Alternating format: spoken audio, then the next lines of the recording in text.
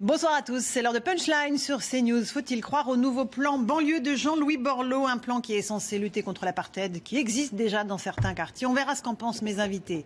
On parlera aussi du grand retour aux fondamentaux à l'école. Calcul mental, dictée b.a.-ba. Est-ce qu'on finira avec des maîtres en blouse grise et avec une règle à les mains? Allez hop, tous au tableau.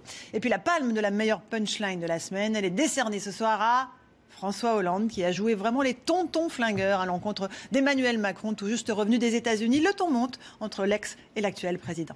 Avant cela, on va jeter un coup d'œil à l'actualité en 4 titres avec Patrice Boisfer. Bonsoir Patrice. Bonsoir Laurence, bonsoir à tous. Emmanuel Macron, à peine rentré des États-Unis, clôt la conférence sur le financement du terrorisme à l'OCDE. Le procureur François Molins a exprimé sa vive inquiétude quant au microfinancement du terrorisme alimenté par des sommes modiques, mais en nombre important. 416 donateurs de l'État islamique ont été identifié.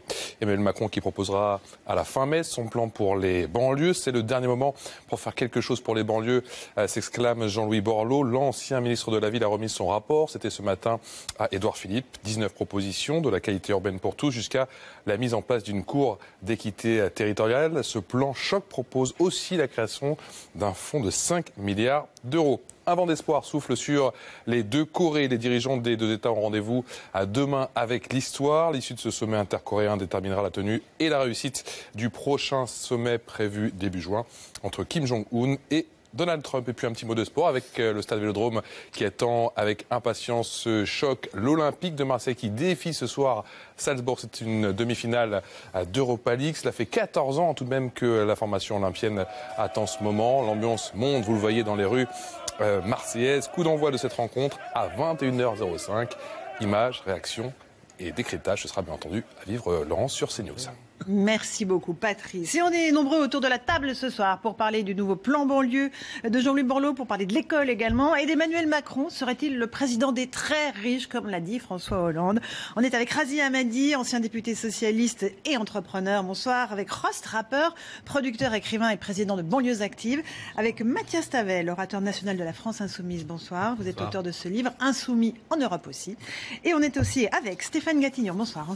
Ancien maire écologiste de Sevran. Vous avez démissionné il y a quelques semaines. On est avec Aurélien Taché, député de La République En Marche du Val d'Oise. C'est important d'entendre votre voix ce soir. Et avec Laetitia Krupa, spécialiste de communication politique. Bonsoir.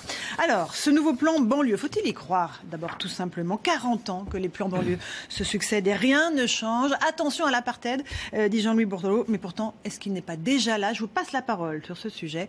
Mais avant cela, on écoute Jean-Louis Borloo.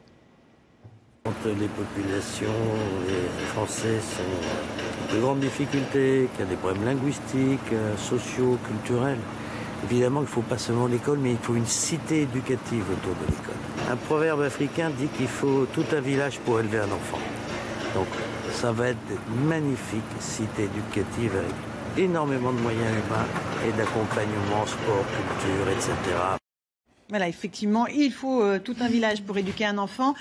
Patrice Boisfer, vous allez peut-être vous mettre en place pour nous dire ce qu'il y a exactement dans ce plan banlieue de Jean-Louis Borloo pour qu'on puisse en débattre concrètement. On rappelle ce chiffre, 48 milliards pour 1500 banlieues, 19 idées et 3 axes importants, l'éducation, la sécurité et les transports. On va commencer avec les transports, 1 milliard d'euros investis dans le RER et les trains de banlieue. À propos de la sécurité, il y a ces deux chiffres, 500 correspondants de nuit et 2000 magistrats. Et puis le troisième axe, je vous en parlais, l'éducation, avec la création d'une académie de leaders, la création d'une cité éducative autour de l'école. Et puis le rapport Borloo, je vous le rappelle, propose la création d'un fonds de 5 milliards d'euros et met en garde contre le risque d'un nouvel apartheid en matière de mixité. Emmanuel Macron doit annoncer une loi, un plan à partir de la fin mai. Ok, Patrice. Alors, est-ce qu'on joue à qui veut gagner des milliards, Stéphane Gatignon? 48 milliards. On a comme ça une débauche de chiffres. À quoi ça correspond concrètement? Et qu'est-ce que vous attendez, vous? Non, après, c'est sur plusieurs années. Ça reprend aussi les enjeux autour de la rénovation urbaine, par exemple, qu'on n'a pas évoqué là. Où aujourd'hui, moi, je pense qu'il faut revoir totalement l'Agence nationale de rénovation urbaine. Donc, il faut aussi remettre de l'argent.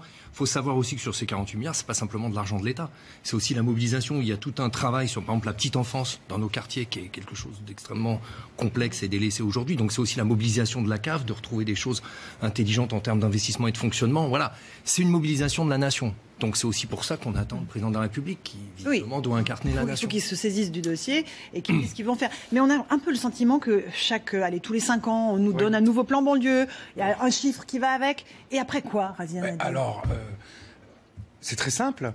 Bien sûr qu'à chaque fois, il y a un énième plan banlieue. Mais en même temps, à chaque fois qu'il y a un plan qui est proposé, il n'est pas appliqué. Donc mais Jean-Louis Borloo, il a bien travaillé sur ce dossier-là, quand même. Il a fait des choses. Mais je vais vous donner un exemple. Il lance l'ANRU. Il lance l'ANRU en 2012. La nouvelle majorité trouve un financement non pérennisé de l'ANRU. On lance des idées. J'ai été rapporteur de la loi égalité et citoyenneté, avec des propositions et des mesures. On dit OK, c'est voté à l'Assemblée nationale, derrière il n'y a pas le décret. Et c'est aussi, et je trouve très intéressant de la part de Jean-Louis Borloo, sur le fond, la volonté d'aborder de manière transversale le sujet, la notion d'égalité, deuxième élément, totalement présente. Parce que, oui, on peut dire un plan banlieue, mais est-ce que vous savez qu'un gamin de Seine-Saint-Denis, aujourd'hui, dans certains bahuts, l'État, la nation, la collectivité, puissance publique dans son ensemble, peut dépenser jusqu'à 4 fois moins sur lui que ce que l'on pourrait dépenser pour un élève dans un bon établissement de Paris. Donc on n'est pas simplement là à dire on va rajouter des moyens pour l'égalité. C'est toujours vrai aujourd'hui avec ce qui a été lancé là, avec le dédoublement des classes de primaire lorsqu'on regarde mise en place par Blanquer. Alors, sur les zones d'éducation prioritaire, en effet, il y a des dispositifs, mais qui restent des dispositifs à la marge. C'est quelques centaines d'euros pour un enseignant lorsqu'il est en REP. Mais lorsqu'on voit l'énergie que ça doit mobiliser, on devrait avoir les experts et non pas les plus jeunes qui décident d'avoir quelques centaines d'euros en plus sur le dispositif. Donc moi, je trouve que le plan est ambitieux, il est transversal, et moi, j'espère qu'en tout cas, l'exécutif va... Alors l'exécutif, c'est vous, hein, vous l'incarnez ce soir, Aurélien Taché. C'est intéressant parce que vous êtes député et vous êtes membre du groupe d'études Ville et banlieue, donc vous avez travaillé sur le dossier. On a sorti une tribune aujourd'hui avec 67 collègues de La République En Marche pour justement dire que cette question des quartiers populaires, elle est au cœur de ce qu'on vit tout simplement, parce que c'est une majorité qui est jeune, qui est diverse, moi je suis élu à Cergy, je viens d'un milieu populaire, il y a beaucoup de mes collègues dont c'est le cas aussi, et on a vraiment beaucoup de choses à dire et envie d'avancer sur ces questions. Bon. La remise d'un rapport par quelqu'un comme Jean-Louis Borloo au Premier ministre, c'est pas neutre. Ça permet de remonter à l'agenda politique, et c'est très important, ce sujet des quartiers populaires. Après, on va parler du fond des mesures, mais moi ce que j'aimerais surtout, c'est qu'on arrive... Et c'est ça qu'on a voulu dire dans le texte qu'on a signé avec mes collègues, à avoir une vraie vision politique de ce qu'on veut faire. Arrêter de se dire que justement, il faut toujours des énièmes plans de rattrapage, de réparation pour la banlieue, parce que si on fonctionne comme ça, on ne sortira jamais de cette fuite en avant. Ce qu'il faut, c'est plutôt aller au bout de la logique et se dire que ces quartiers-là, c'est des territoires où il faut investir, que c'est des gisements, qu'il y a énormément de talents qui sont aujourd'hui... Et ce ne sont pas des territoires perdus de la République, non, comme on l'entend beaucoup. Bien au contraire. Il y a 2 fois plus d'entreprises créées dans ces quartiers-là qu'ailleurs. Par contre, il y a 2 fois moins d'entreprises qui sont accompagnées dans ces quartiers-là qu'ailleurs. Parce qu'il y a 10 fois plus d'auto-entrepreneurs. Après, oui, mais je veux dire des points comme ça, il y en a plein, et on n'a pas, juste pour finir, on n'a pas attendu que le plan soit proposé aujourd'hui pour agir. Il y a eu le dédoublement des classes, vous en avez parlé, il y a les emplois francs qui sont lancés dès cette année, il y a plein de mesures qui sont sur la table, il faut aller plus loin. Je ne dis pas que c'est suffisant, mais d'abord demandons-nous ce qu'on veut faire. Et moi, je ne suis pas certain que la question de la rénovation urbaine, par exemple, ce soit la question prioritaire. La question, c'est comment on fait pour que les gens qui veulent quitter leur quartier puissent le faire, et que ceux qui y soient y vivent mieux, certes, mais ça, c'est plus une logique de sortir de l'assignation à résidence, et c'est ça la vision politique qu'on doit avoir. Mathias Tavel, France Insoumise, et après Rost. Oui, non, mais parce qu'on faut pas un nouveau plan de rattrapage. Bien sûr que si, il y a besoin de mettre de l'argent, y compris dans ces quartiers, parce qu'il y a des problèmes de logement, parce qu'il y a des problèmes de transport, parce qu'il y a des problèmes d'éducation, et que vous ne les réglerez pas uniquement avec des mots. Oui, mais sauf que vous avez le gouvernement que vous soutenez et votre majorité avait commencé par en retirer. Vous avez baissé le budget de la politique de la ville, vous avez supprimé 200 000 emplois aidés, et maintenant vous venez nous dire qu'il faut créer de l'emploi, mais commencez par faire... Parce que les emplois aidés, c'est du rattrapage, c'est typiquement ce qu'il ne faut pas faire. Pardon, les emplois francs, c'est des CDI, c'est quand même plus intéressant que d'avoir des sous-dispositifs. Mais c'est pas un sous-dispositif. Quand vous avez un emploi aidé, vous avez un boulot. Aujourd'hui, les gens, ils ne les auront pas. Les gens, ils ne les auront pas aujourd'hui. Ils sont au chômage. J'ai envie d'entendre... Vous vous rendez compte du mépris avec lequel vous Stéphane Gattillon, allez-y. Moi, j'en ai pas envie. Allez-y, Stéphane Gattillon. Dans le Nord, il y a énormément de villes, effectivement, compris les emplois aidés. C'est aussi une réalité. Pas tous en même temps. Mais excusez-moi, les contrats aidés, moi l'année dernière on en a fait 40 pour former des jeunes au BPGEPS, donc avec une formation et un brevet d'État derrière, pour travailler. Les contrats aidés aujourd'hui c'est dans les clubs. En Seine-Saint-Denis, il y en a qui sont de Seine-Saint-Denis ici, c'est 550 matchs par semaine. Ouais. Sur ces 550 matchs organisés par le district, la plupart sont organisés dans des clubs par des gens qui sont contrats aidés, qui se forment en même temps.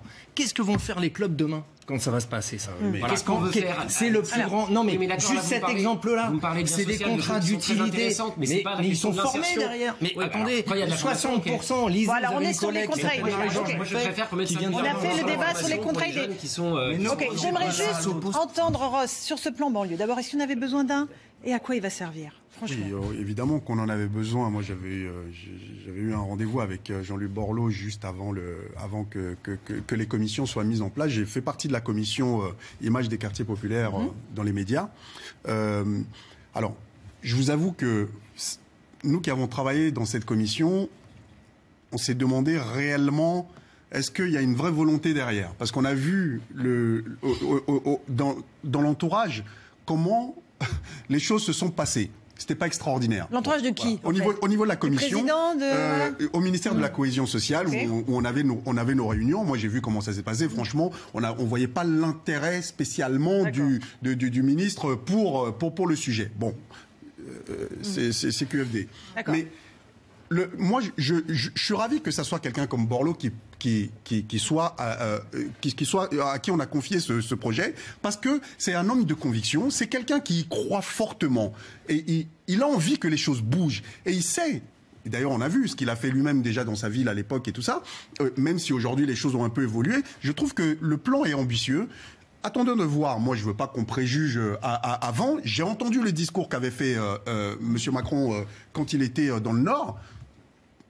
Franchement, ça m'a redonné envie de croire en la politique quelque part. Mais maintenant, ce sont des paroles.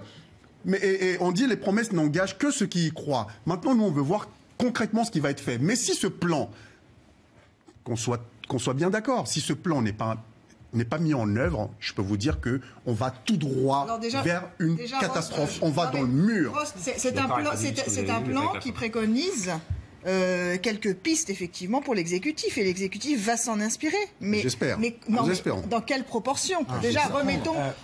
Non, mais l'exécutif ne dit absolument pas qu'il va tout prendre. Ah oui. Si on prend des bouts, s'il désosse le plan en prenant quelques. Attendez, si ça se finit par un. On a déjà connu ça, parce qu'on peut parler de la politique de la ville. Moi, ça fait 17 ans que je subis. Donc, si ça se finit par un comité interministériel à la ville, la nomination d'un délégué interministériel à la ville, comité Théodule, et rien ne bouge, parce que rien ne bougera, et désosser. Mais non, mais arrêtez d'être caricaturaux. Arrêtez, stop. Donc, aujourd'hui, c'est soit tu prends l'ensemble, tu changes la donne, tu discutes aussi. Il y a des choses, c'est simple. Moi, dans ce que je dis, il n'y a pas que de l'argent. Il y a aussi une révolution culturelle de la bureaucratie d'État à faire pour libéraliser, pour suivre. Moi, j'en ai marre qu'aujourd'hui, on me bloque toujours. Ça fait 3 semaines que je me bats à fond, 2 ans que je me bats pour une résidence étudiante dans un quartier qu'on est en train de sortir. Ça coûte pas un rond à l'État parce que c'est de l'investissement privé, parce qu'il y a un propriétaire, un gestionnaire, tout roule. Et ma réponse des services de l'État, c'est attendez, on vient de vous en donner une, vous n'allez pas en avoir une deuxième, vous n'avez pas d'étudiants chez vous. Alors, vous avez combien de ça veut dire qu'il n'y a pas de volonté de péter le ghetto. C'est-à-dire qu'aujourd'hui, les services de l'État nous disent vous devez continuer de faire du logement social. Mais moi, je dis, je veux dans ma ville qu'il y ait des riches, des pauvres. Il y a le cosmopolitisme, tout le monde est là. Et tout le monde doit avancer. Et des jeunes, des vieux et tout ça. Et on travaille là-dessus. Et aujourd'hui, on nous bloque là-dessus. Et ça, c'est pas de l'argent. Ça, c'est une volonté politique. Là où Stéphane Gatignon pointe une des dimensions importantes sur laquelle je crois que la majorité devrait être attentive, c'est notamment la question sociologique au niveau de la décision. Ça veut dire quoi ? Excusez-moi de la couleur du costume, mais c'est ce que Jean-Luc Borloo appelle la petite armée des hommes en costume gris. Parce que c'est souvent des hommes... Ah oui, ça c'est sûr qu'aujourd'hui vous avez choisi l'image. C'est souvent des hommes. Des mecs de plus de 45 ans. Mais je n'ai pas plus de 45 ans. Oh, ça va. Et donc, c'est ceux... Voilà. Et puis, j'aime pas faire des amalgames, mettre tout le monde dans le même sac, mais c'est vrai que lorsque vous avez des gens qui sont de bonne volonté, qui se battent, qui mobilisent les énergies, au-delà des clivages, secteur privé, secteur public, associatif, qui essayent de monter des trucs, une cité universitaire ici, une école de coding par là, essayer de faire bouger les formations, parce qu'à un moment, il y a un élu qui va s'intéresser aux formations disponibles sur son territoire, et il va voir qu'il n'y a que des formations plomberie, et que finalement, il y a des demandes dans d'autres secteurs, mais que l'agrément, faut 3 ans pour l'avoir, alors que par exemple, dans des domaines, on a des demandes qui ne sont pas satisfaites aujourd'hui sur des formations qui pourraient être intenses, courtes, à partir du moment où on mobilisait les moyens. Et deuxième chose, sur la tonalité du discours, nous, avec l'agence d'information que je dirige, News Tank Cities, on l'a interviewé aussi ce matin, comme les équipes d'ITélé. Vous pouvez me le permettre. Sur les 5 milliards, attention à ne pas raconter de bêtises. Sur les 5 milliards, vous avez plus de la moitié qui est générée par la TVA liée à la relance du programme programme de renouvellement urbain qui a bien fonctionné. On a créé de la richesse, c'est-à-dire que des quartiers qui créent du chômage. Parce qu'on crée du chômage. Il dit qu'il y a la moitié des privatisations qui doivent financer ces 5 milliards. J'ai pas l'impression que la TVA finance à elle seule. Soyez attentifs à ce que j'ai dit. J'ai dit la moitié, c'est la TVA. Et l'autre moitié, c'est en effet, vous avez raison. Vous avez complété ce que je viens de dire. L'autre moitié, en effet, ce sont... deux costards gris se parlent, ça donne un accord. Mais en même temps, et je terminerai par là, Bruno Le Maire a dit une partie de ces privatisations doit servir au financement de la formation. Eh bien, ça peut financer la formation dans ces quartiers, ça peut financer justement... Quand on vous écoute tous, il y a visiblement un manque de volonté politique. Et elle est illustrée aujourd'hui par quoi... Attendez, j'ai pas fini. Elle est illustrée aujourd'hui par quoi? Par le fait que Jean-Luc Borloo remette ce rapport au Premier ministre, au lieu de le mettre au Président. Ça a changé hier soir très tard. Mais c'est-la terminer? En termes de signal politique et d'image envoyée à l'opinion publique, oui. C'est capital, c'est un changement qui est bête. Et je vous rappelle que ce rapport est prêt depuis plusieurs semaines, que l'exécutif ne cesse de le repousser pour des raisons d'agenda. Donc le message, quand même, si on est factuel, ce n'est pas une priorité. Enfin, vous n'avez pas tort. Mais c'est pas une priorité. Nous, on a été choqués. Moi, j'ai été choqué aujourd'hui. Je suis désolé. J'ai été choqué de voir la manière dont ça s'est passé. Même la remise, d'ailleurs. Oui. La façon dont le Premier ministre a reçu Jean-Luc Borloo, la façon dont il a pris le rapport, mais pourquoi? Qu'est-ce qui s'est passé? J'ai pas vu. Mais moi, j'hallucine. Ben, regardez les images. Les images, elles parlent pas par elles-mêmes. Et on dirait qu'il est content, il prend le truc, il est content, il va le poser sur sa table. Et voilà. C'est le président de la République qui aurait dû le faire. Et je vous dis, ce n'est que la suite. Pour nous qui avons travaillé dans les commissions, ce n'est qu'une suite logique de la manière dont les choses se sont passées, même pendant les travaux. On a entendu ce que vous disiez.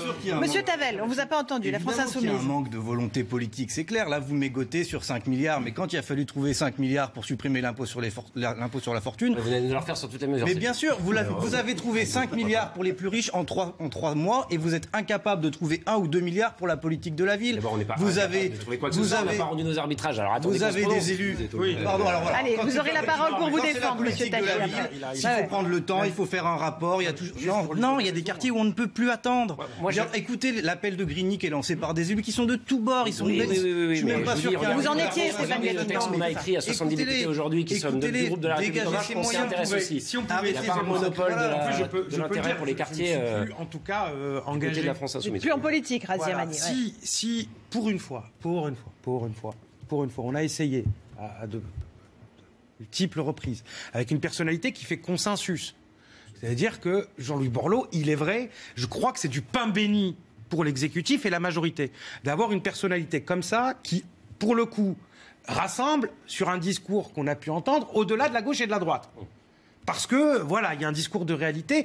Donc, déjà, si les commentateurs, avant même que le gouvernement et que la majorité ait dit quelque chose, on puisse ne pas être dans une accusation infondée, et qu'en même temps... Elle n'est pas infondée. Est-ce qu'ils ont, oui ou non, baissé les crédits de la politique de la ville l'été dernier? Est-ce qu'on a, oui ou non, aussi confié cette mission à Jean-Louis Borloo? Parce que bientôt, on va avoir l'impression que c'est Jean-Louis Borloo qui s'est auto-saisi. Est-ce que c'est le président de la République qui a demandé à Jean-Louis Borloo de travailler là-dessus? Est-ce que le président de la République a dit qu'il allait rendre les arbitrages dans... Vous avez dit à la fin du mois de mai, voilà, mi-mai, sur les propositions qui ont été faites. Est-ce qu'on a, oui ou non, dédoublé les classes de CP dès cette année, lancé les emplois francs dès cette année? Est-ce qu'à Tourcoing, Emmanuel Macron n'a pas exprimé une vision forte sur ce qu'il voulait pour les quartiers populaires? Maintenant, vous voulez préjuger du fait, parce que c'est ce que vous avez envie qu'on dise, qu'on ne s'intéresse pas à ça, qu'on ne va rien faire. Attendez de voir, je pense que vous verrez que les décisions seront prises. Par contre, quand j'entends c'est tout ou rien, je nuance un tout petit peu. Je dis, est-ce qu'on peut regarder mesure par mesure? Est-ce qu'on peut regarder réellement ce qui est proposé? Et qu'est-ce qu'on a envie de faire avec une vision? Et votre vision, je la partage, péter le ghetto, casser les banlieues et sortir les gens qui, en tout cas, qui ont envie d'en sortir, qu'ils aient les capacités. Attention sur le terme sortir les gens. Stéphane Gatineau. Allez-y, monsieur Gatineau. Les gens les plus fragiles ensemble. Voilà. Mais oui. Non, simplement, je rappelle quand même que c'est pas venu nulle part. C'est aussi une mobilisation des élus et des maires à l'été dernier, au mois d'août. On a bossé au mois d'août pour écrire un texte.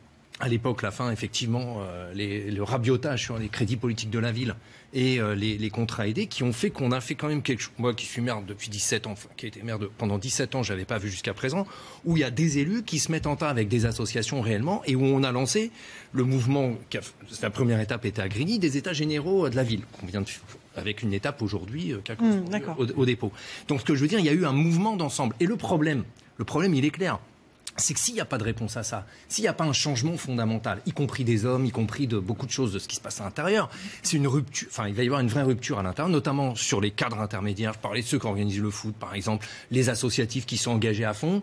Je pense aux politiques, parce qu'il y a tout un tas de maires qui n'en peuvent plus. C'est eux qui tiennent tout ça pour éviter que ça craque de tous les côtés. Aujourd'hui, pour pas que ça pète. Et c'est ça le lien social et le fonctionnement. Vous confirmez que Jean-Louis Borloo, justement, a rassuré les maires et leur a demandé de ne pas démissionner parce que dans votre sillon, certains voulaient effectivement. Moi, en fait, je me suis pas rendu compte de la situation. Et en fait, j'ai ouvert le couvercle d'une marmite qui bouillait, tout simplement. Et on a énormément de maires qui, aujourd'hui, c'est clair, s'il se passe rien, ou si on nous revend ce que j'ai dit tout à l'heure, qu'on connaît par cœur depuis des années, parce que quand même la politique de la ville, tous les dispositifs, ça a été mis en place du temps de Borloo. Ensuite, c'est un long rabiotage par moment, annonce, et puis finalement c'est de l'étiolement, quoi. Et la politique de Borloo de 2003-2004. Mais là, par exemple, 1 milliard pour le RER et les trains de banlieue, ça c'est bien, c'est ce qu'il faut faire. Oui, c'est bien. C'est le minimum. Enfin, ça fait partie du développement logique d'un pays et dans ses villes et dans ses quartiers. Ce qui est terrible, c'est qu'on annonce ça dans un plan banlieue. Il y a des pays dans le monde, il y a pas de l'argent perdu. Parce que c'est des travaux, c'est des travaux publics, c'est du bâtiment, c'est de l'emploi aussi. On a dit qu'on voulait renforcer rénover les RER, ça a toujours été une priorité. On a dit qu'il y avait 5 milliards sur les transports, que ce serait avant tout sur les transports du quotidien. Voilà, faut une vision d'ensemble, encore une fois. Effectivement, vous venez de le dire, pourquoi on annonce ça dans un plan banlieue. C'est un plan là, il faut pas, là, comme le dit Stéphane Gatignon, il faut pas. C'est pas qu'une question de moyens. Mais alors, qu'est-ce qu'il faut en plus ? Ça n'est pas qu'une question de moyens, mais c'est aussi une question de moyens. Oui. Ça n'est pas qu'une question de dispositifs tels qu'on devrait les avoir, globaux, en rentrant à la fois dans la technicité, mais avec des principes. Mais c'est aussi ça. Mais aussi... Et j'ai retrouvé le terme dans la bouche même de Jean-Louis Borloo, sur l'hypocrisie. Et une hypocrisie qui existe à droite comme à gauche, et dans tous les camps politiques. Moi, j'ai vu à 3h du matin, et Stéphane Gatignon en est témoin, sur des dispositifs de péréquation sur lesquels j'ai beaucoup bataillé, et vous aviez les élus de gauche, qui sont les premiers à être solidaires, quelquefois, certains, avec la péréquation qu'il faudrait avoir avec la Grèce, qui étaient là réveillés à 4h du matin à mobiliser leurs copains pour pas qu'il y ait de péréquation avec l'autre côté du périph'. D'accord. Donc, il y a eu d'ailleurs, quand j'ai fait ma grève de la faim, ça a foutu un peu la merde parce que Paris n'a pas eu son... Sur la dotation. Et tu nous as beaucoup aidé. C'était... oui, il y avait beaucoup d'argent. On n'était pas très loin de 100 millions d'euros. Rost, encore une fois, dans ces quartiers, et on sait que c'est compliqué, qu'il y a de la délinquance, qu'il y a du trafic, qu'est-ce qu'il faudrait aussi pour que là, ça bouge ? Qu'est-ce qu'il faut en plus des moyens sur le RER et sur tout le reste ? Laurence, lorsque vous réduisez la pauvreté, la misère, vous réduisez de facto les problèmes de violence, les problèmes de délinquance. Oui, ça va avec. Parce que vous avez des gamins, moi je les vois tous les jours, j'interviens dans pas mal de quartiers, on accompagne deux écoles à Mantes-la-Jolie, entre autres, où on voit les gamins, quand ils commencent à glisser peu à peu, et ils t'expliquent. Mais moi j'ai mon grand frère qui a fait des études, qui a bac plus 5, qui a envoyé des centaines de CV, et qui ne trouve pas de boulot. En attendant, c'est celui qui fait ces petits trafics qui paye le loyer. Qu'est-ce que vous voulez répondre à ce gamin-là ? Notre rôle à nous, c'est de leur dire que c'est pas la bonne voie, parce que de toute façon, ils finiront très mal, quoi qu'il arrive. Mais, au fond de moi, je le comprends parfaitement. Et pour être, entre guillemets, pour avoir vécu certaines choses dans ma jeunesse, je sais aussi qu'on peut basculer très vite quand on est dans ces environnements-là. D'où l'importance. Ça veut dire quoi basculer ? Est-ce que ça a pour conséquence un repli identitaire et communautaire dénoncé par... Ah non, mais ça n'a rien à voir. Mais non, on mélange tout là. Non, le repli communautaire, souvent, il fait face au fait qu'on se sente quelque part un peu rejeté. Oui, mais ça c'est une chose. Rejeté économiquement, ça peut être... Oui, mais c'est pas... Oui, mais c'est plus que ça. Les gamins, quand on les laisse, quand ils sortent du système scolaire, la question de l'éducation, elle est fondamentale. C'est là où j'avais un peu de mal à lire, à avoir une lecture de la politique du gouvernement, et peu à peu, on voit qu'il y a des choses quand même qui se mettent en place. Bon, on espère que ça va se poursuivre de cette manière-là et que les choses iront mieux. Et surtout que ce plan, encore une fois, on insiste là-dessus, ce plan, c'est un dernier plan pour pouvoir sauver cette partie de la France. Benjamin Griveaux, le porte-parole du gouvernement, vient de dire c'est juste un rapport, on va en prendre quelques parcelles. Juste un rapport. Mais voilà, qu'est-ce qu'il dit d'autre ? Il dit c'est une base de travail. Alors ça, Stéphane Gatignon, ça vous fait déjà bondir ? Vous savez, Moi, je crois plus en grand-chose. Donc, j'ai une confiance limitée en chacun. Non, j'ai une confiance limitée en chacun. Je pense qu'on est dans l'hypocrisie. Tout le monde se ment depuis des années sur plein de choses. On a menti aux gens en disant qu'on mettait plein d'argent dans les banlieues, etc. Ce qui a été un mensonge quasiment d'État de tout le monde. Et on a fait croire aux gens, on a séparé finalement les zones rurales des zones urbaines de cette façon-là. Et dans les zones urbaines aussi, c'est pas normal. Juste un mot, moi aujourd'hui, y compris économiquement, 35% des gens chez nous vivent en dessous du seuil de pauvreté. Aujourd'hui, je vois que c'est aussi une énorme réserve de main-d'œuvre, de travail. Aujourd'hui, comment on fait ? Je regarde tous les marchés. Comment on fait ? On est sur des marchés travaux publics, bâtiments, les chantiers, etc. Les prix sont cassés. Aujourd'hui, les grands groupes qui gagnent les marchés font appel à de la sous-traitance. Cette sous-traitance, sur tous nos marchés quasiment, il y a quoi ? Il y a 30% d'emplois de gens qui travaillent au noir et qui sont hors système, mais ça bénéficie à tout le monde. Tout le monde se rassure de ça. Donc tout le monde a envie finalement de conserver les banlieues, d'avoir les pauvres, c'est une masse de main-d'œuvre énorme. Voilà. Et on les prend comme ça. Moi, tiens, on va faire du Macron. Ça fait 1 an que je dis, y compris pendant la campagne, décharger les 0 à 5 salariés. Au lieu de les 0 à 5 salariés, les TPE, les petites entreprises, les commerces. Les commerces, vous prenez les commerces, énormément de commerces emploient quelqu'un au noir. Non pas parce qu'ils le veulent, mais ils n'ont pas assez de chiffre d'affaires. Déchargez les 0 à 5 salariés, vous ferez rentrer dans la vraie vie tout un tas de salariés qui aujourd'hui travaillent au black, donc ne peuvent pas avoir de logement, sont pas dans la vraie vie, etc., mais subsistent. Finalement, c'est l'économie de la dénerne. C'est institué aujourd'hui. Si vous mettez comme un système. C'est le système. Mais ça arrange tout le monde. Ça arrange les grands groupes, ça arrange l'économie. Et à côté, on pète pas le ghetto. C'est pour ça qu'on veut toujours mettre les plus pauvres ensemble, parce que finalement, il reste. On ne pète pas non plus le ghetto de riches.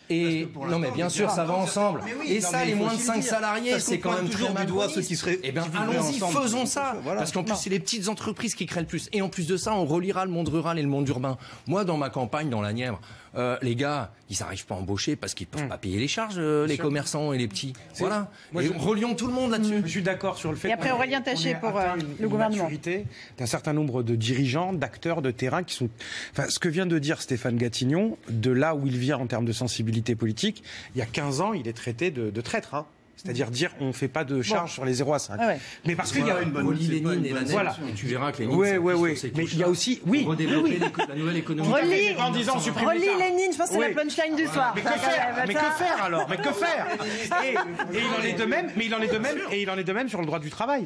C'est-à-dire vous avez des jeunes entrepreneurs, jeunes entrepreneuses en quartier populaire. Moi j'en ai vu qui se sont fracassés sur le mur de la législation sur un prud'homme alors qu'ils avaient fait plutôt les choses de manière réglée, etc. Ce que je veux dire par là, c'est qu'il n'y a pas...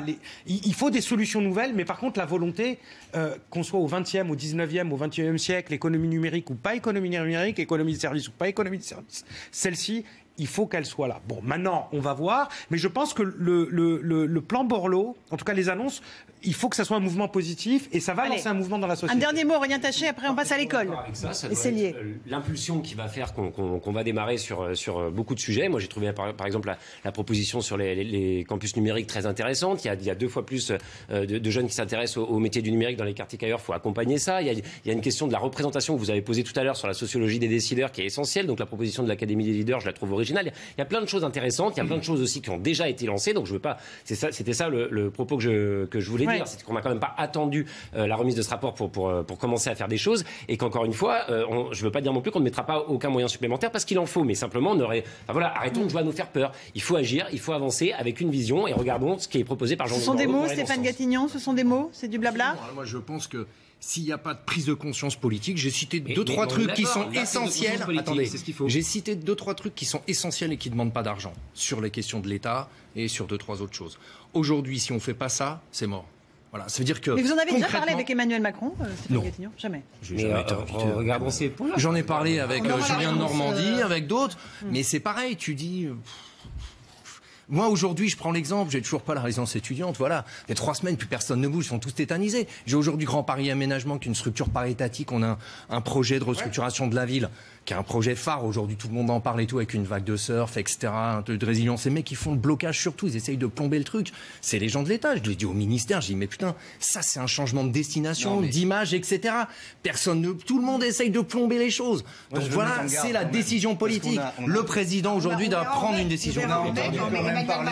Mais on a même entendu que les privatisations allaient financer les quartiers de la politique de la ville, que l'État était un problème, qu'il fallait moins de cotisations sociales. Moi, je suis absolument pas d'accord avec ça. Si on veut que les gens, que ces territoires-là vivent, ils auront besoin de l'État, ils auront besoin de la sécurité sociale, ils auront besoin d'un droit du travail. Je suis pas d'accord. Est-ce qu'ils ont besoin qu'on ait autant de pourcents dans si, parce que j'ai parlé de la CAF. La CAF aujourd'hui, je ne voudrais pas. La caisse d'allocation familiale, quand on travaille sur la petite enfance, oui, on doit rediscuter avec eux parce qu'ils mettent moins d'argent dans nos territoires que dans d'autres territoires. Mais c'est pas en supprimant des cotisations sociales que vous augmenterez. J'ai parlé de supprimer les cotisations. J'ai moins de 5 salariés. Sur les emplois, vous n'avez pas créé les emplois. Mais les emplois dont ils parlent, ils ne seraient pas créés. Il ne faudrait pas utiliser. Arrêtez, moi j'ai connu PSA. PSA, il y avait 5000 salariés quand j'ai été élu, ils étaient à 500 mètres de Sevran. Oui. Ils ont eu des cadeaux sur l'URSSAF pendant des années, c'était centaines de millions d'euros. Mais on a retiré aujourd'hui à 0 je suis d'accord avec vous. Voilà, il faut aider les petits parce que c'est là que ça se passe. Je ne veux pas qu'on fasse croire. Et c'est un département les plus jeunes de France, la Seine-Saint-Denis. La Seine-Saint-Denis, c'est la jeunesse cosmopolitique. Excusez-moi. Excusez-moi, l'État n'est pas le problème, et alors ? Et il est où le problème ? L'État est le problème aussi, justement. Mais ça, il faut connaître le sujet. L'État, c'est pas le problème, c'est pas un veau d'or, l'État. S'il fonctionne pas bien, l'État, faut pouvoir le dire. Si la collectivité, il y a un problème, faut pouvoir le dire. Mais dire l'État, en sautant comme un cabri, comme dirait De Gaulle, ça marche pas. Non, mais ça va, le dispositif, il marche pas. Oui, mais il faut pas défendre les choses comme ça. Il faut pas défendre les choses, d'accord. Dans votre circonscription à Bagnolet, il y a besoin d'un commissariat de plein exercice. Ça fait 5 ans qu'il est demandé. Votre majorité, vous-même député, vous président, vous l'avez pas fait. Et aujourd'hui encore, il est en train. Il y a des problèmes de violence dans la ville. Donc ne venez pas me dire que l'État est un problème en soi. L'État a sans doute des choses à faire mieux. Mais vous aurez besoin d'investissements publics, vous aurez besoin de Rost, un dernier mot là-dessus, après on passe à l'école, mais les deux thèmes sont très liés. Allez-y. Oui, non, mais c'est sûr que les deux thèmes sont très liés. Non, mais juste, moi je voudrais déjà savoir qu'on nous dise qui va piloter réellement ce projet. Ça viendra. Parce qu'on a rendu le rapport, Borloo ne veut pas, en tout cas, s'occuper de la suite. Qui, aujourd'hui, va piloter les choses. On a vu, j'ai entendu quelques noms qui étaient à qui Borloo pensait là, mais franchement, il ne faut pas nous reproduire les mêmes erreurs que certains ont fait. Il y a des gens qui connaissent bien le sujet, qui ont travaillé là-dessus depuis des années, qui ne sont pas des technocrates, et il faut arrêter de nous mettre des technocrates qui n'y comprennent rien. On va passer au tableau, si vous voulez bien. À l'école, Patrice Boisfer, Jean-Michel Blanquer a annoncé un certain nombre de mesures retour aux fondamentaux à l'école primaire. Expliquez-nous ce qu'il y a dans ces mesures. Oui, Jean-Michel Blanquer qui a un petit peu décidé de faire la leçon au corps enseignant. L'Éducation nationale qui a publié 4 circulaires et un guide, on va y revenir dans un instant. Voici, on va découvrir les principales annonces aujourd'hui de Jean-Michel Blanquer. Faire 2 exercices d'écriture pendant un quart d'heure, une dictée quotidienne, étudier 5 à 10 livres par an, faire 15 minutes de calcul mental par jour. Jean-Michel Blanquer qui a aussi signé, je vous le disais, un guide de 130 pages dédié à l'apprentissage de la lecture, et ça a fait bondir notamment la SNUIP, le syndicat majoritaire dans l'enseignement. On parle de défiance vis-à-vis des enseignants qui n'ont pas été donc mis dans la boucle, Laurence. Bon, quand même, dictée, calcul mental, bonnet d'âne et blouse grise, là, on y retourne, là. Mais est-ce qu'il ne faut pas revenir aux fondamentaux ? Moi, je suis plutôt d'accord. Les enseignants ont appris ça par la presse, c'est pour ça qu'il y a eu un certain mécontentement. Ils ont appris ça. Alors, la stratégie elle est parfaite. Elle a une du Parisien, une interview. La liberté pédagogique ne doit pas être de l'anarchie. Alors là, la pique envers les professeurs, elle est directe. Donc, Blanquer, il est quand même populaire. C'est grotesque. En termes de communication, il a eu raison. Après, l'affront des enseignants. Alors, les enseignants ne sont pas contents, effectivement. Je ne comprends pas cette fronde-là. Je suis désolé. Vous pensez que c'est normal, en fait ? Non, mais les mesures qui sont proposées, je ne vois pas en quoi... C'est du bon sens ? Non, mais bien sûr. Mais je suis désolé. Vous prenez... Allez-y, Rost. On avait déjà eu des débats là-dessus, ici même. Mais vous allez en Afrique, l'école primaire... Et vous avez une association qui s'occupe d'éducation en Afrique. Entre autres, oui. Merci. J'ai pas voulu faire placement de produits aussi. Africain et d'éducation, oui, effectivement. D'ailleurs, on a notre campagne qui démarre la semaine prochaine de soutien à l'éducation des filles dans les pays du Sud. Alors, là-bas, qu'est-ce qui se passe ? Vous prenez le niveau scolaire à l'école primaire est bien plus élevé qu'en France. Parce que justement, ce sont ces méthodes qui sont utilisées. C'est après... quand on passe au collège et dans les grandes écoles qu'il y a une disparité qui... ça rattrape en tout cas. Donc, moi, je trouve que c'est de bon sens. Maintenant, après, pour la dictée, je suis pas convaincu que tous les jours une dictée soit forcément quelque chose. Mais le calcul mental, tout ça, mais moi, je vous dis, j'ai mon fils vous êtes fort en calcul mental, Ross, qui est en régie. Je peux vous dire que déjà, à l'âge de 4-5 ans, vous lui donnez n'importe quoi à calculer mentalement, il vous le fait en 2 secondes. Bon, tant mieux, pas moi. Les annonces de M. Blanquer sont... pardon, c'est quand même grotesque. Est-ce qu'on imagine une seule seconde la ministre de la Santé allait expliquer le protocole d'opération? Est-ce qu'on imagine une seconde la ministre de la Défense allait expliquer le protocole de pilotage d'un avion de guerre? Être enseignant, c'est un métier, c'est qualifié. Ces gens sont des professionnels, ils n'ont pas besoin d'avoir la circulaire. C'est lié un peu... Non mais pardon, vous avez la circulaire du ministre, vous allez lire dedans... Le ministre de l'Éducation dit qu'il faut faire du calcul mental. Aux enseignants de circuler à l'intérieur des rangs des élèves pendant les exercices. Mais les enseignants le font déjà. Monsieur Blanquer invente l'eau chaude. Radia Madi et puis après Aurélien Taché. Infantilisant, c'est méprisant pour les enseignants. Il y a quand même 2-3 petites différences de taille quand même, parce que je pense que si on ne suit pas le protocole pour soigner quelqu'un, il meurt. Si on pilote pas bien un avion, il s'écrase. Sur l'éducation, il y a plusieurs approches. Et là, c'est pas une approche globale qui est apportée. C'est de dire, il y a un minimum requis. Je pense que qu'on soit d'accord ou pas avec le contenu, je trouve qu'il y a 2 vertus à ce que fait le ministre Blanquer. La première, c'est que le débat revient dans la société. Moi, j'ai vécu pendant 5 ans, la discussion sur le contenu des programmes, c'est pareil. C'est le truc d'expert. Tu peux rien dire. Ça fait quand même couler beaucoup d'encre avec Najat Vallaud-Belkacem. Oui, mais quand vous rentrez dans le débat, quand vous rentrez dans le sujet, lorsque, par exemple, le Parlement n'a pas le droit de débattre du contenu des programmes. Ok ? Le ministre... mais vous refaites trop de politique, là, Radi. Non, ça concerne la gauche et la droite. Sur le concret, vous avez 80%. Entre 60 et 80%. Faut qu'ils apprennent à lire, à écrire, à compter. 80% des métiers qui n'existeront pas dans 20 ans. Ceux qui existent aujourd'hui. Donc si c'est pas multiplié, il faut les fondamentaux. C'est pas scandaleux qu'il y ait 15 minutes de calcul mental, qu'on lise 10 bouquins.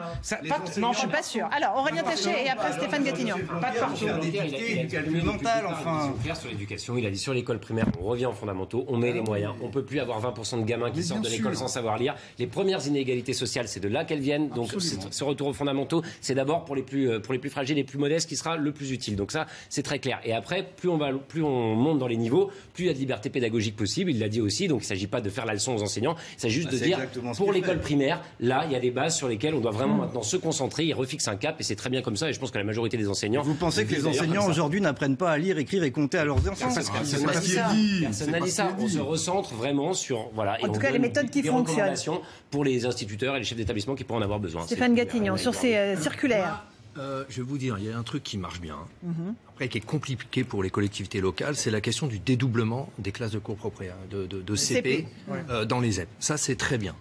Ça marche. Vous avez déjà vu là en 9 mois, 8 mois ils apprennent d'ailleurs beaucoup plus vite les gamins, visiblement. Absolument. Et puis dans nos territoires, ça aide vraiment. Ça, c'est une très bonne démarche. On fait les cours préparatoires pour l'année prochaine. Après, ça va être ingérable. Pour une question, c'est que les communes, là, tu sais plus comment faire, parce que ça coûte des ronds, faut agrandir. Et si tu suis pas, alors là, pour le coup, c'est vraiment une question de pognon. Il faut que ça reste pour CE1, puis non, mais CE2, le problème, non, l'idéal dans nos territoires, c'est d'aller au bout, c'est-à-dire de faire du CP au CM2. Ah oui, je pense que là, il faut qu'on aille vers ça. Sauf que c'est un vrai problème. Financier pour le coup là. Vous voyez, d'aller vers la moyenne européenne du nombre d'élèves par classe. Mais donc voilà, ça c'est bien. Après moi, à savoir les bases, le calcul et tout, ça me pose pas de problème. Mais je pense que les gamins travailleront mieux dans nos territoires si effectivement les classes sont dédoublées. Je pense que c'est l'élément fondamental. Donc on en revient sur une question de personnel, parce que les enseignants, c'est pas facile. Il y a un autre truc aussi sur les enseignants chez nous, c'est le problème de la fonction publique. Tu l'as dit un peu tout à l'heure, Asie, c'est la question des points. C'est-à-dire qu'aujourd'hui, on a les enseignants qui débutent dans nos territoires, comme les flics qui débutent. T'arrives d'Ardèche, tu te retrouves au Bodot, c'est l'enfer. Pour l'enseignant, c'est pas facile. Pourquoi c'est l'enfer? Pourquoi? Parce que c'est autre chose. Ouais, tu débutes, alors que ça devrait être les gens qui ont de l'expérience, les plus expérimentés. Dans nos territoires, bien sûr. Parce que il faut, c'est plus compliqué. Donc ça, c'est des éléments qui sont à mon avis centraux. Après cette discussion-là, moi, je suis pas du tout pédagogue. Je serais plutôt un peu à l'ancienne. Oui, il faut des primes. Non. Il faut qu'ils aient une prime. Le gars qui a 30 ans de métier, que ce soit dans les différents services publics, oui, il a une prime, il a 5, 6, 700 euros de plus par mois. Il vient parce qu'il sait qu'il va gagner du pognon à la fin, il aura plus d'argent à sa retraite. Voilà, excusez-moi, faut être basique à un moment, là, voilà.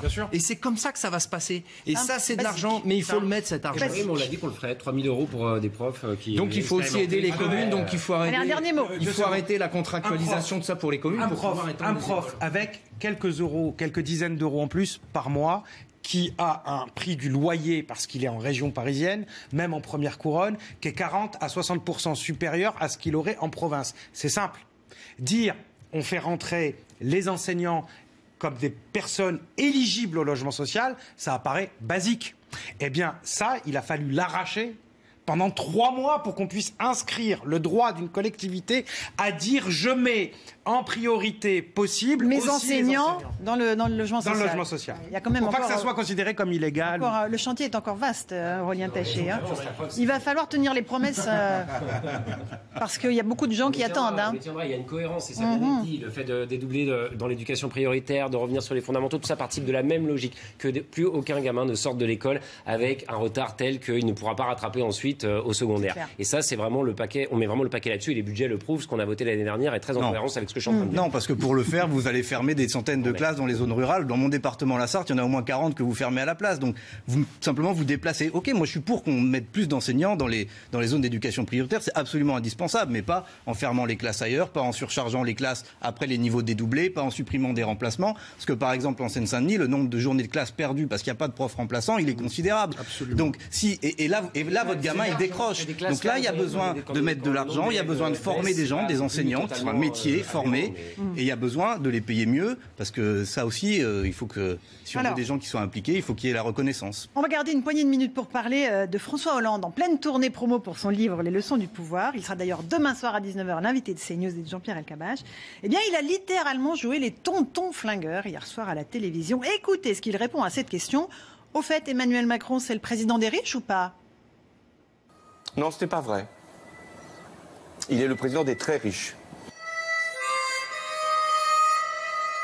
Vous avez ma réponse. Ceux qui ont vraiment de la fortune, ceux qui ont détenu soit par héritage, soit par leur propre activité, des capitaux très importants, ceux-là ne payent plus l'impôt sur la fortune. Et quand ils vont avoir le revenu du capital, il va être fiscalisé à 30%, quand ceux qui sont dans le travail peuvent être fiscalisés jusqu'à 45%.